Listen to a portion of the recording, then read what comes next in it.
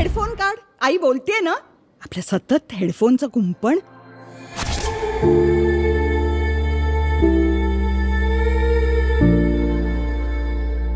नन्या, मूल हे आईचं पहिलं प्रेम असतं. पहिलं प्रेम टिकतं का पण? का जातं निघून कुठे?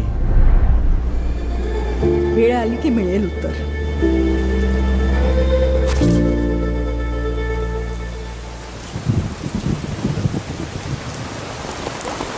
हो आई.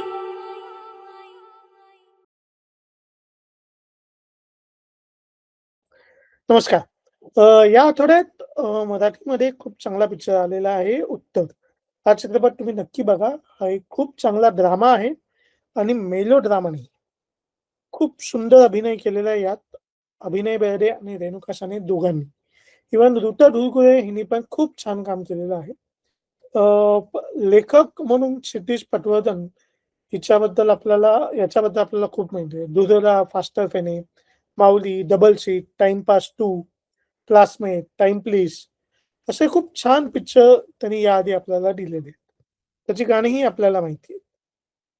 यावेळी ॲज अ डिरेक्टर माझ्या मते तो पहिल्यांदा आपल्यासमोर येतोय आणि हा त्याचा पहिला पिक्चर. सर्वात पहिले चित्रपटाच्या कथेबद्दल मला जास्त सांगायचं नाहीये. याचं एक कारण हे आहे, की कथा सांगितली तर या चित्रपटातला जो ड्रामा ज्या पद्धतीत तो विणला गेला आहे, तो त्याची मजा तुम्हाला चित्रपट बघताना नाही येणार. पण मी काही गोष्टी सांगेन तुम्हाला. या चित्रपटामध्ये काही गोष्टी ज्या आपल्या दैनंदिन आयुष्यामध्ये आपण बघतो, ते आपल्या लक्षात येत नाही. ते लेखकाने आणि दिग्दर्शकाने म्हणजे क्षितिज पटवर्धननी अगदी व्यवस्थित आपल्यासमोर मांडून ठेवली. कथा मेनली आहे निनादची. निनाद एक प्रॉपर जेनझी मुलगा आहे, जो आपल्या आईसोबत राहतो आणि त्याची आई खूप चांगली आहे, खूप केअरिंग आहे आणि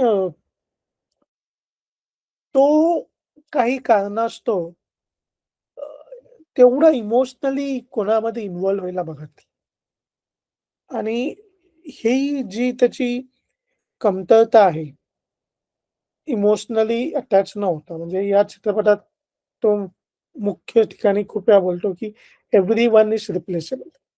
कारण निनादने अगदी लहान वयात आपल्या वडिलांना गमावलेलं आणि त्याला नाही आवडत म्हणजे जास्त कोणी मिठी मारलेलं किंवा हे. त्याची कारणं या चित्रपट बघताना तुम्हाला लक्षात येईलच आणि तो इमोशनली खूप डिटॅच राहायचा प्रयत्न करतो. त्याचीच लहानपणीची मैत्रीण आहे ऋता दुर्गुळे, जी खूप चांगल्या वेल टू डू फॅमिलीतून येते आणि खूपच चांगली म्हणजे ती खूप इमोशनली ओपन आणि कनेक्टेड अशी व्यक्ती. निनादची आई रेणुका साने यांनी जी भूमिका केली आहे उमा भालेला, ही रेडिओवर ऑल इंडिया रेडिओवर काम करणारी एक सिंगल मदर आहे आणि जशी आई असते, तशी ती आहे.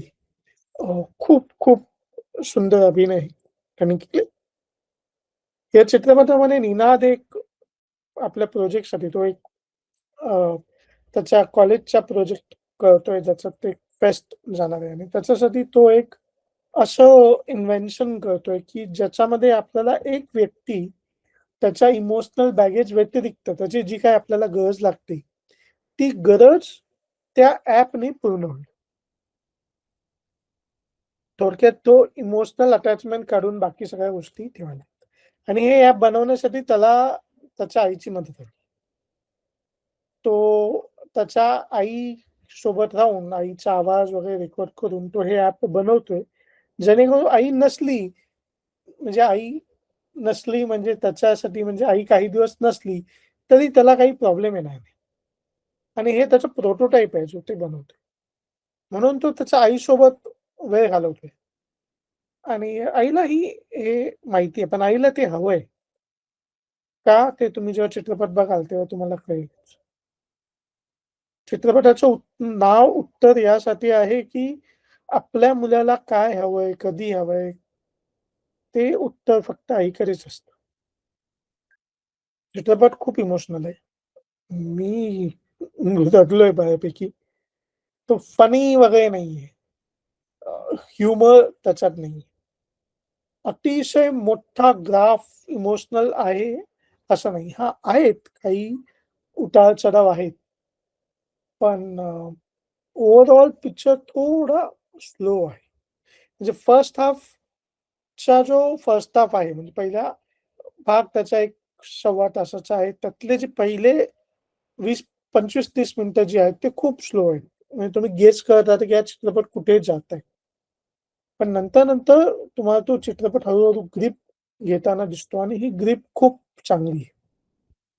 ही गोष्ट मला खूप आवडली, की क्षितिज पटवर्धननी पहिला दिग्दर्शक किंवा लेखक म्हणून काम करताना त्यांनी फिल्म इंडस्ट्रीचं ओझं आपल्या मनावर घेतलं नाही किंवा झीनी त्या गोष्टी त्याच्यावर लादल्या नाहीत, की असंच पाहिजे, असंच असेल तर लोकांना आवडतं किंवा असंच करायला पाहिजे. कथा आहे, कथेला जस्टिस द्यायचा त्यांनी पूर्ण प्रयत्न केलेले आहे. चित्रपटाचं एडिट चांगलं आहे. अजून चांगलं होऊ शकलं असतं. पण माझ्या मते आपण चांगलं आहे हे बोलणं जास्त योग्य आहे. कारण तो जो भाग मी बोललो ना थोडा स्लो आहे, तो कुठेतरी पुढे जस्टिफाय होतो. 2 तासाचाच चित्रपट आहे, जास्त मोठा नाहीये. अ, अच्छा, या चित्रपटात अजून एक चांगली गोष्ट आहे, ती आहे थोडंफार दाखवलेलं कोकण, निर्मिती सावंत यांचा अभिनय आणि या चित्रपटाचं बॅकग्राऊंड म्युझिक सुद्धा खूप छान पद्धतीत केलेलं आहे. नेहमीसारखं या मराठी चित्रपटामध्ये भरपूर प्रोड्युसर्स आहेत. झी स्टुडिओ तर आहेच.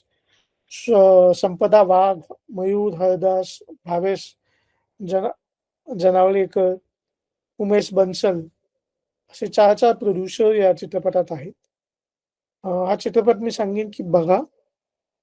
प्रत्येक आईने आपल्या मुलाला घेऊन जावं बघायला असा हा चित्रपट आहे आणि मुलाच्या मनात थोडाफार पाझर फुटेल असा हा चित्रपट आहे. अ, असे मोमेंट्स आहेत, की असं वाटतं, की अरे, माझी आई पण अशीच आहे. माझ्या आईला पण असंच कळतं. Uh, so it's a good film, it's a good film. तुम्ही तो एन्जॉय कराल. एन्जॉय करण्यापेक्षा तो एक चांगला पिक्चर आहे, जो तुम्ही बघाल. इट्स नॉट फन, पण जर तुम्हाला ड्रामा बघायचा आणि लक्षात घ्या ड्रामा, त्याच्यात कुठे सुद्धा मेलो ड्रामा नाहीये, की बाबा कोणतरी उगाच रडतंय आणि जास्त हे होतंय, नाही. अ, मी जो सांगितलं, की पहिली 20-25 मिनिटं सोडली, तर त्याच्यानंतर हा चित्रपट कुठेही ग्रिप सोडत नाही.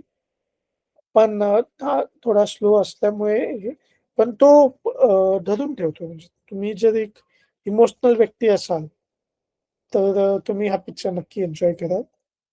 चांगला चित्रपट म्हणून तुम्ही बघू शकता. टेन्शन सोडून तुम्हाला म्हणजे अगदी एन्जॉय करायचा आहे, टाईमपास करायचा आहे, तर हा चित्रपट नाहीये. मग तुम्ही कपिल शर्माचा पिक्चर किंवा शो बघा. ॲक्शन धुरंधर तर चालूच आहे.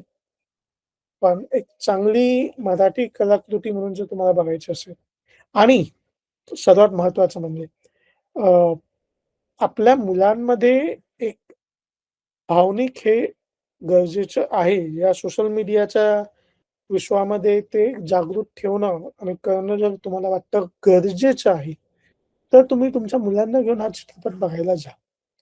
अगदीच लहान मुलांना घेऊन जाऊ नका. पण टीनेज म्हणजे एक साधारणतः 15-16 वर्षाची वरची मुलं आपल्या घेऊन जाऊ शकता. आणि जर तुम्ही मुलं आहात आणि तुमची आई तुमच्यासोबत आहे, तर तुमच्या आईला एक चांगली ट्रीट म्हणून आईला सोबत घेऊन तुम्ही हा चित्रपट बघायला नक्की जाऊ शकता. आई आणि मुलाबद्दल हा पिक्चर आहे आणि तुम्ही तो नक्की एन्जॉय करा. That's it from me. उत्तर खूप छान पिक्चर आहे. बघा. माझे रिव्ह्यू आवडत असतील तर लाईक करा. चॅनलला प्लीज सबस्क्राईब करा. Thank you.